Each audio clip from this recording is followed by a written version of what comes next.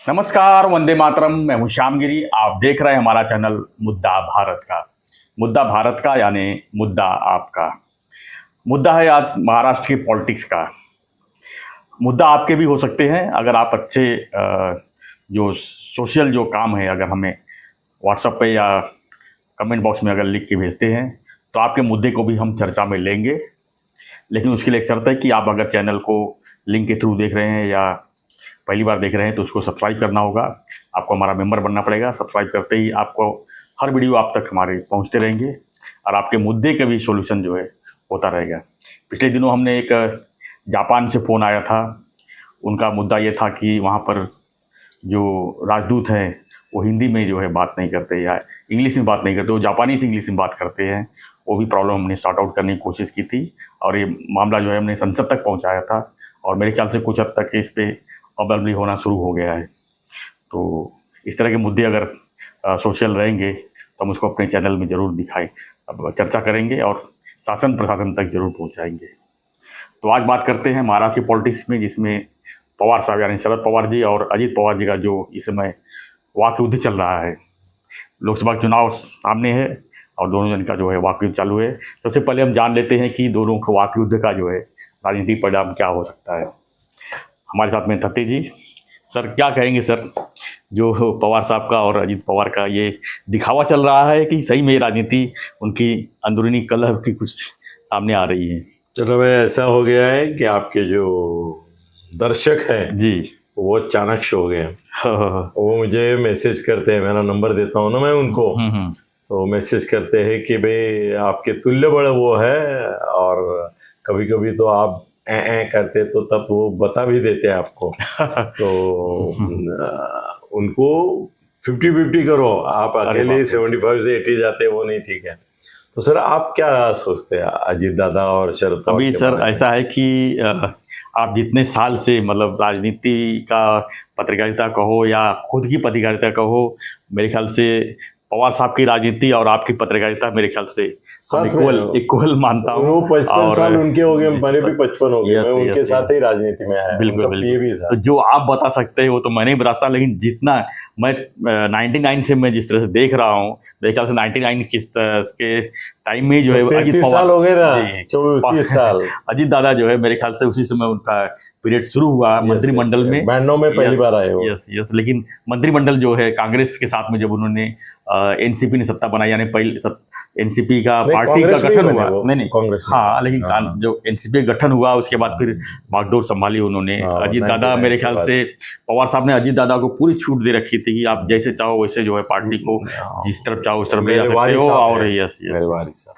तो अजीत दादा का जो पहले से ही जो स्वभाव हमने देखा है सर, मेरे ख्याल से 25-30 सालों में, तो वो अलग ही उनका ट्रैक चलता था। और पवार साहब से उनको मैं जिस अगर कम तुलना करूं तो राजनीति उनका ऐसा ही चलता था, साथ में नहीं चला सभी मैंने सर।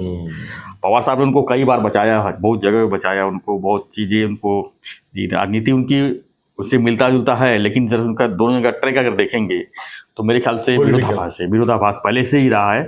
और वो इसी कारण है मेरे ख्याल से कि अभी जो उनसे अब रहा नहीं गया कि अब पवार साहब के विचारों पर हम नहीं चल सकते, और उन्होंने भाजपा के साथ में एनडीए में शामिल हुए और 2019 में उन्होंने झलक दिखा दिया था, लेकिन उसका भी जिम्मेदार उन्होंने पवार साहब को ही माना। आज भी मानते हैं कि पवार साहब ने ही पूरा स्क्रिप्ट लिखा था और बाद में वही बैक हुए, काफ़ी पोल खुले, लेकिन पवार साहब का तो पवार साहब है, वो जो कहते हैं वो करते नहीं, जो बोलते हैं वो होता नहीं है। तो इस तरह की जो राजनीति है सर, पवार साहब के साथ वो 99 तक ना, ये तुम्हारे 2023 तक रहे जी, ये 23 साल और वो 10 साल करीबन, तो 33 साल 33 साल, हाँ 33 साल, हाँ 23 और 23 साल उनको लगे रियलाइज होने को कि मेरा उनका जमेगा नहीं। ऐसे कैसा होता है सर, आप अगर किसी बच्चे को आप अगर ट्रेनिंग देते हो तो तुरंत वो नहीं आपके अगेंस्ट चला जाएगा, वो पहले आपको समझेगा, आपके साथ में बड़ा होएगा, वो इतना कैपेबल हो जाएगा कि वो आपको ओवरटेक कर सकता है। जब वो समझ जाता है कि मैं आपको ओवरटेक कर लूंगा, जब वो समझ जाता है पूरी तरह से कि हम आपके लोगों को साथ में लेकर ओवरटेक कर सकता हूँ, खुली चुनौती दे सकता हूँ, तब वो अपना कदम उठाता है। नहीं तो अजीत दादा सर 2019 में भी एक चीज कर सकते, जो आज उन्होंने किया है 2019 में क्यों नहीं किया? 2019 में उन्होंने जितने लोगों का विधायक, जितने विधायक को वो सिग्नेचर करके ले गए थे, क्यों उस समय नहीं मनाया कि अब भाई अब सरकार में तुम हो और इस तरह मत करो कि पवार साहब जो बोले वही करो? क्यों नहीं उन्होंने उस समय थोड़ा पार्टी? आपको क्या लगता है क्यों नहीं किया? वही सर, उस समय वो डरते नहीं थे। मेरे ख्याल से कुछ तो उनके साथ में दगाबाजी हुई है सर। तो दगाबाजी का सूट लेना चाहिए था उनको, तो लिया नहीं, उल्टा उनको सब कुछ फिर साथ में ले लिए। लेकिन अब ये भरोसा, अभी भी उनको भरोसा नहीं है कौन हमारे साथ में है, ये सब लोग भी जानते हैं। आज भी अभी सत्ता में है करके सबको अच्छा लग रहा है सब कुछ। आज भी अगर कुछ ऊपर नीचे होता, क्या लगता है आपको कि विरोधी पक्ष में बैठेंगे जो उनके साथ में सब है? आज अगर स्थिति बनती है कि भाजपा को, जैसे 2019 चमत्कारी तरीके से 3 पार्टियां जो सरकार बनाई, आज भी ऐसी परिस्थिति अगर उत्पन्न होती है 2024 के चुनाव में, तो क्या लगता है अजीत दादा विपक्ष में बैठेंगे बीजेपी के साथ में? नहीं बैठेंगे, वो कोई ना कोई विकल्प चुनेंगे वो। और हर पार्टी सोचती है कि मैं सत्ता में रहूं, भले उनकी 4 ही सीट रहे, 4 ही उनके विधायक रहे, अगर सत्ता उनको मिलता है तो किसी भी हालत में अगर की रोल का काम मिलता है तो कर लेते हैं। अजीत दादा का सिद्धांत है कि बिना सत्ता को नहीं बनता। तो अभी कोई लगा कि अभी बीजेपी के अलावा कोई चारा नहीं है कि जिस तरह से पवार साहब ने, ठीक है 2019 में उन्होंने सत्ता बना ली शिवसेना को साथ में लेके, कांग्रेस साथ में लेके, लेकिन कहाँ चल पाया सर? 2.5 साल के बाद तो बिखराव जिस तरह से हुआ है, आज महाराष्ट्र की स्थिति जो बनी हुई है, एक तो कोरोना काल का 2 साल एकदम मुश्किल। अगर सुप्रिया सुळे फैक्टर नहीं होता तो अजीत दादा की शरद पवार की जमती थी, ऐसा लगता है आपको? ये सर हाइपोथेटिकल है जी कि सुप्रिया सुळे होती ही नहीं थी पिक्चर में, तो क्या अजीत दादा की और शरद पवार की पुल जमती थी? नहीं जमती थी। क्यों? या तो पवार साहब सरेंडर होते अजीत दादा का, जो अजीत दादा बोलते उनको करना पड़ता, ये स्थिति होती। शरद पवार है, वो ऐसे मानेंगे? नहीं मानेंगे। तो नहीं, वो भी नहीं, वो तो संघर्ष अपरिहार्य है ना। सर आप एक दूसरी बात करते हैं, अजीत दादा का सब्जेक्ट निकाला है करके, समझो आपको बनाया किसी ने, कुछ बड़ा बनाया, आपकी जिंदगी को एक ध्येय, दिशा और स्थैर्य और अधिष्ठान दिया, और बाद में उससे बेईमानी करना ठीक है कि नहीं है? सर देखिए, आज ये कलयुग है सर, कलयुग इसी को कहते हैं सर। लोग आप छोटे ये राजनीति छोड़ दीजिए, आप परिवार में भी देखिए ना सर, आज जो है इस तरह अगर नहीं होता तो वृद्धाश्रम होते ही आज, विरोधाभास अगर नहीं होते। सही बोल रहे हैं, क्या बोलते हैं आप? ऐसा उदाहरण कभी कभी इमोशनल दे देते हैं, आपसे बात करना मुश्किल होता है। बाप बेटे को पैदा करता है, बेटे को बड़ा करता है, सब कुछ होता है, लेकिन बाद में उसकी वो जगह दिखा देते हैं। फिर हम सबको नहीं बात करते हैं, 1% तो ऐसे है ही ना सर। तो राजनीति में तो 1% ऐसे हो सकते हैं, क्यों नहीं हो सकते? हो सकते हैं सर। इसमें और एक सवाल आता है कि शरद पवार की वजह से उनकी जीवन भर पॉलिटिकल गुदमर हुई, कोंडी हुई। कोंडी तो नहीं, खुल नहीं पाए। कोंडी तो नहीं बोल सकते सर, लेकिन मेरे हिसाब से अजीत दादा को सीएम का चांस जब मिला था, अगर वो सीएम उस समय बना दिए होते तो मेरे को नहीं लगता पवार साहब आज पवार साहब होते। नहीं लगता आपको? 2004 में जब विलासराव देशमुख बने, और भी एक बार हुआ था जी कि कर सकते थे। अब आप बताइए सर, शरद पवार ने नहीं किया, इसका मतलब इतने पुराने जमाने में भी वो जानते मन में दुश्मनी थी। वो जानते थे कि अजीत दादा किस तरह के हैं और क्या कर सकते हैं। उनको अगर थोड़ा सा भी बड़ा स्टैंड दे दिया तो वो भारी पड़ सकती है।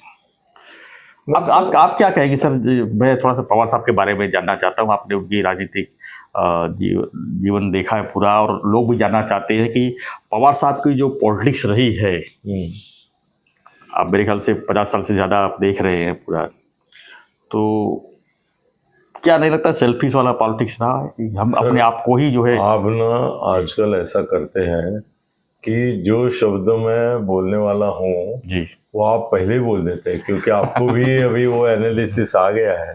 आपने एक शब्द फ्रैक से यूज किया, सेल्फिश जी, मैं यही बोलने वाला था। क्या बात मराठी में कि वो पक्के स्वार्थी है। महाराष्ट्र में जो नेता बने उसमें इतने स्वार्थी नेता दूसरे कोई नहीं। तो अपने स्वार्थ के लिए वो कुछ भी कर सकते हैं। भी कर सकते हैं। किया उन्होंने, किया भी है, बार बार किया है, अनेक लोगों के साथ देखिए किया सर, है। स्वार्थ के लिए उन्होंने कांग्रेस को छोड़ा और बाद में कांग्रेस स्वार्थ को के लिए पकड़ा। कांग्रेस को भी पकड़ा इमीडिएटली। अब कांग्रेस को भी मानना पड़ेगा सर, कांग्रेस को मानना पड़ेगा कि एनसीपी को साथ में ले रहा हूं तो मैं तो बड़ा बाद में होऊंगा, लेकिन बड़ा वो बनेगा, एनसीपी बनेगा महाराष्ट्र रीजनल लेवल पे। और वही हुआ ना सर। अगर कांग्रेस उस समय सब साथ में नहीं लेती थी एनसीपी को तो आघाड़ी सरकार नहीं बनती थी 99 में, नहीं बनती थी ना। लेकिन कांग्रेस को भी मानना पड़ेगा कि मैं साथ में लेके एनसीपी को वहीं से पावर मिल रहा, लगातार 3 बार सत्ता में लिए, साथ में 4 बार मुख्यमंत्री हुए अब तक तो वो जी। 78 पकड़ के। सर तो मानना पड़ेगा ना सर, अगर कोई नहीं पड़ेगा, कोई उनकी भी मजबूरी होती है सर। मजबूरी कांग्रेस की मजबूरी ऐसी थी कि राज्य लाना है तो इसको लेना है। 2019 में भी वही हुआ ना, कांग्रेस मजबूरी में आई कि शिवसेना के साथ में कभी सोच नहीं सकती थी कांग्रेस सत्ता बनाएगी। नहीं, लेकिन उनको बीजेपी को साइड में करने के लिए धमकी दिया कि हम कांग्रेस छोड़ देंगे, हाँ करके उन्होंने परमिशन दी। और शरद पवार ने भी बोला कि तुम्हारे आधे से ज्यादा लोग निकलने के लिए तैयार है। तो वो डर गई कि भाई पूरा अस्तित्व नष्ट हो जाएगा। उसने बोला ठीक है करो, मतलब ब्लैकमेल करके ही किया। पहले बोले कि हम मतलब कि सरकार में नहीं आएंगे, बाहर समर्थन करेंगे। हाँ। बाद में बोले कि सरकार में नहीं आओगे तो आपको मंत्री होना था, सबको मंत्री भी होना था। हाँ।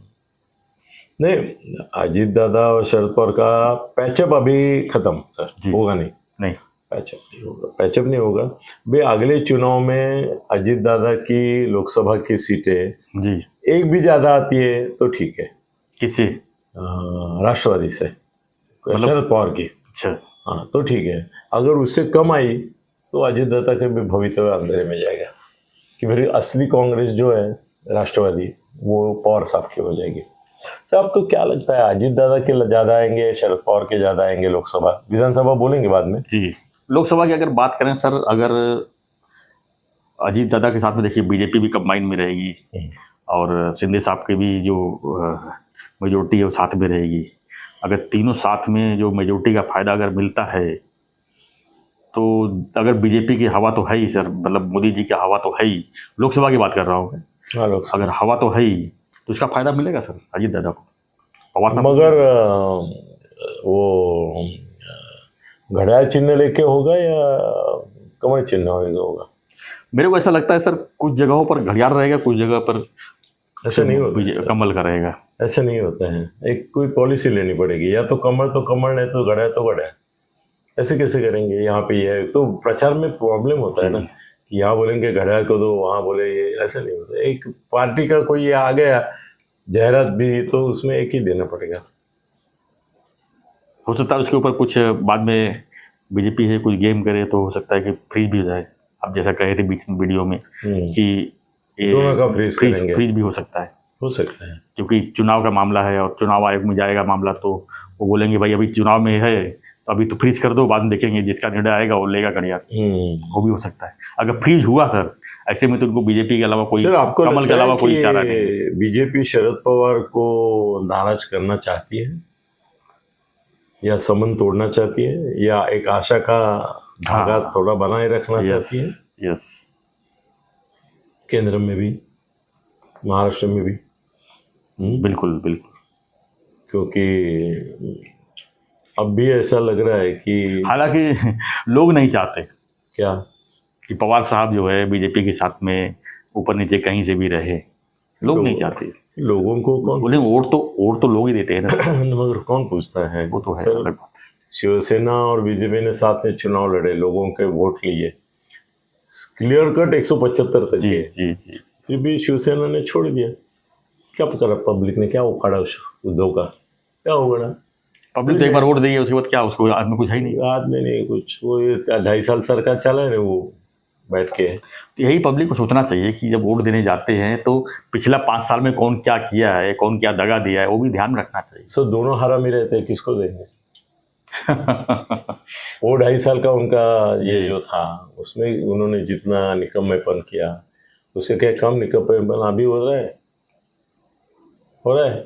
सर आप टीवी पे देखो, 100 न्यूज अगर दिखाते हैं तो उससे 80 आंदोलन के रहते हैं।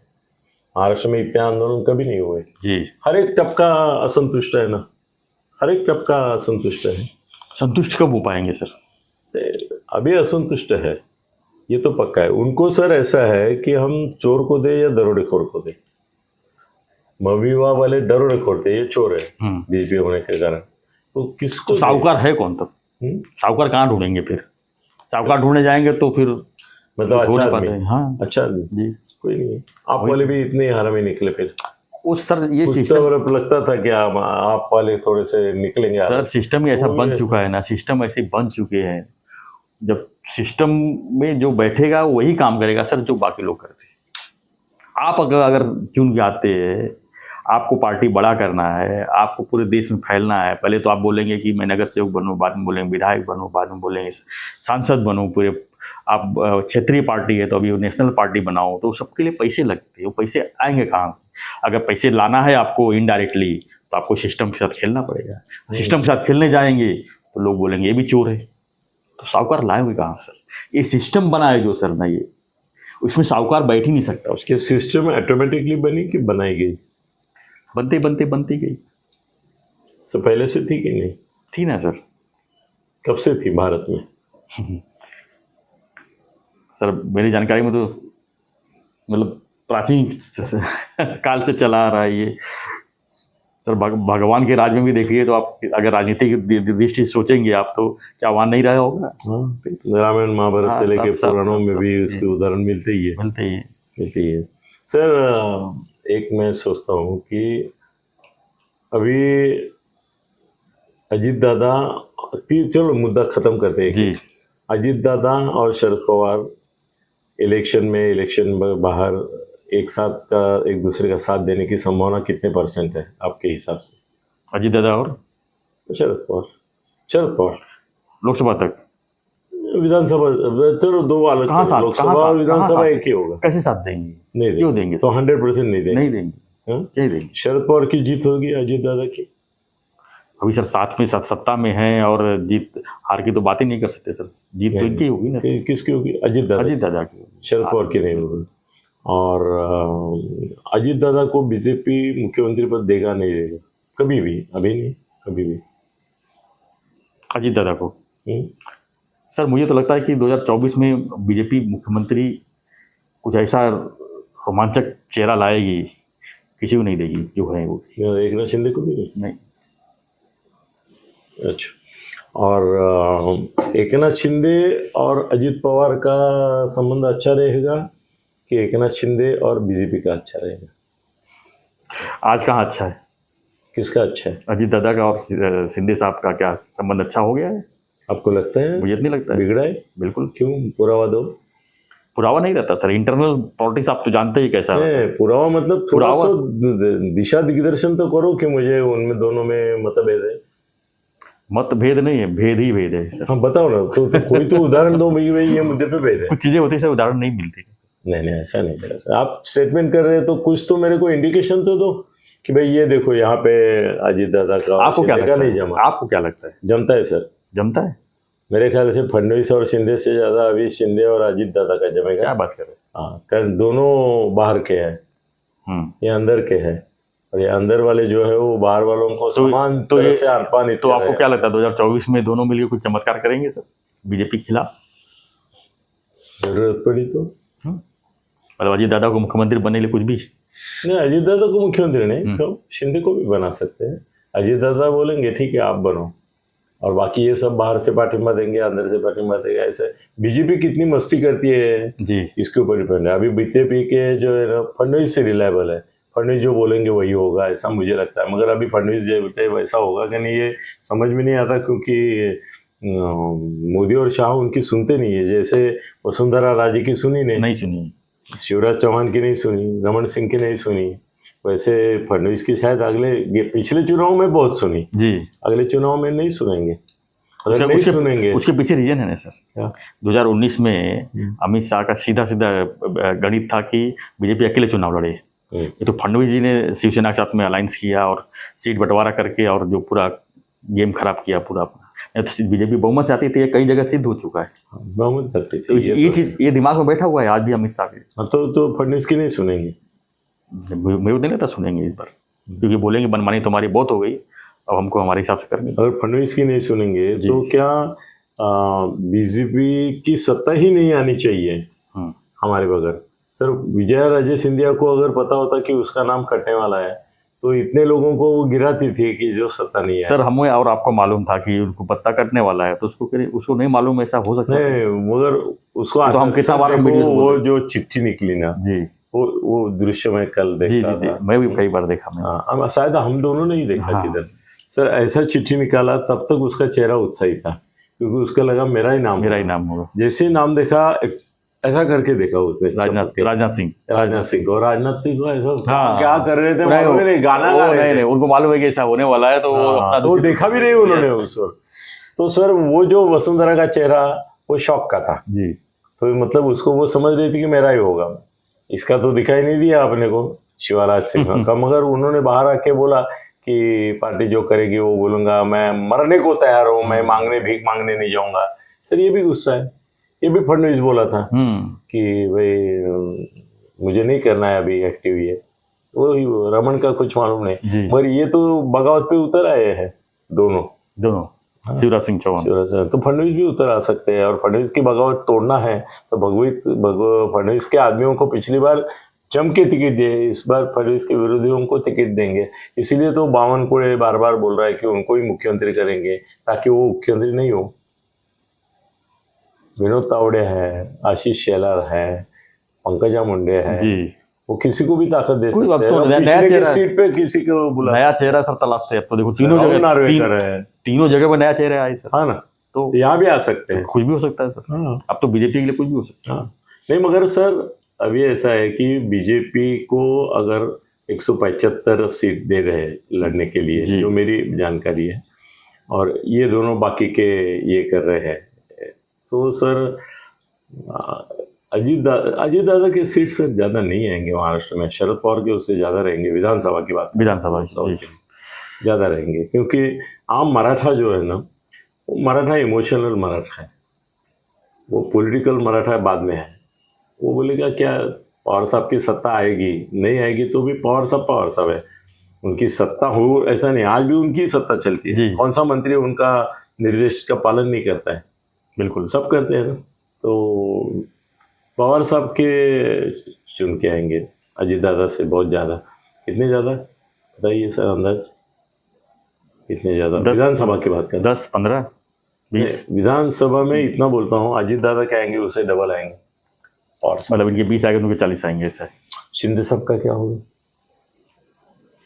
शिंदे साहब के समझो शो आए तो उनको तो उन्होंने गारंटी लिया है 40, तो पहले जो हमारे हाथ में आए हैं वहां से उनको जिताना है, उसका क्या होगा? नहीं मैं वो उन्होंने क्या गारंटी दे रहे हैं, आपका अंदाजा क्या है? उद्धव के ज्यादा रहेंगे, शिंदे के ज्यादा रहेंगे? तो कठिन प्रश्न है, 50-50 बोल सकते हैं सर। शिंदे के ज्यादा रहेंगे। शिंदे की स्टाइल अलग है, अजीत दादा की अलग है। क्या 60-40 बोले? शिंदे की भरोसा है, नहीं 70-30, 25-75, 75% शिंदे के आएंगे, 25 वोट आएंगे। तो सर ऐसा होगा कि अजीत दादा और इनकी शिंदे साहब की जरूरत नहीं होगी बीजेपी को सत्ता में आने के लिए। अपक्ष आएंगे थोड़े, उनके साथ कर सकते हैं, और वो ये दोनों को साथ में लेंगे। अभी प्रॉब्लम तब ये होगा कि मुख्यमंत्री कौन होगा। इसलिए मैं बोल रहा हूँ कि मेरे को नहीं लगता कि मुख्यमंत्री चेहरा सामने मुझे उस लाके वो चुनाव लड़ेंगे। नहीं ऐसा लगता है मुख्यमंत्री का चेहरा शिंदे को बनाएंगे, मुख्यमंत्री भी बनाएंगे, मगर अभी एकदम अगले 5 साल का या 2.5 साल का गारंटी नहीं करेंगे, 1 साल भर के बाद बदली करेंगे। मगर सर अपना मुद्दा जो है अजीत दादा और शरद पवार, तो शरद पवार अजीत दादा पे मात करेंगे, और बीजेपी भी यही चाहेगी कि अजीत दादा पे मात हो, क्यों अजीत दादा मराठा होने के कारण आज शरद पवार को वो खत्म करने के लिए पॉलिटिकली उन्होंने अजीत दादा को तोड़ा। अजीत दादा अगर शरद पवार बन गया तो उतना ही भारी पड़ेगा कि मोना शरद पवार थोड़े तो जरा सोफिस्टिकेटेड है, ये तो रथलेस है जी, ये रथलेस है, मतलब एक अश्व रहता है, अग्रेसिव अश्व रहता है, ट्रेंड अश्व रहता है, वो एक डिग्निटी रहती है, उसकी ग्रेस रहती है, ये रहते हैं। या हाथी है, उसकी एक ऐरावत है, तो ऐरावत है अपने पवार साहब, ये तो वड़ू है, तोड़ देगा फोड़ देगा। तो बीजेपी ने भी उनको लिया है, वो उनको देख के नहीं, उनके आमदारों को देख के लिया है। तो अजीत दादा शरद पवार से जितने दूर जाएंगे उतने बुरे दिन उनको आएंगे, ऐसा मेरा अंदाज है। देख, धन्यवाद सर। तो हमारा चर्चा था यही महाराष्ट्र की पॉलिटिक्स के ऊपर, पवार साहब और अजीत दादा के ऊपर, और उसके बीच में हमने चुनाव की भी प्रक्रिया के ऊपर थोड़ा सा चर्चा कर लिए। तो हम सभी विषय पर इस चर्चा पर आपकी क्या प्रतिक्रिया है, हमें कमेंट बॉक्स चाहिए या हमें व्हाट्सएप पे लिखिए। और आपके भी मुद्दे रहेंगे, जो सामाजिक मुद्दे हैं आपके, तो वो हमें जरूर लिखिए, उसके ऊपर हम चर्चा करेंगे। और बने रहिए हमारे साथ, चैनल को सब्सक्राइब कीजिए, देखते रहिए चैनल मुद्दा भारत का। धन्यवाद। जय हिंद, जय महाराष्ट्र।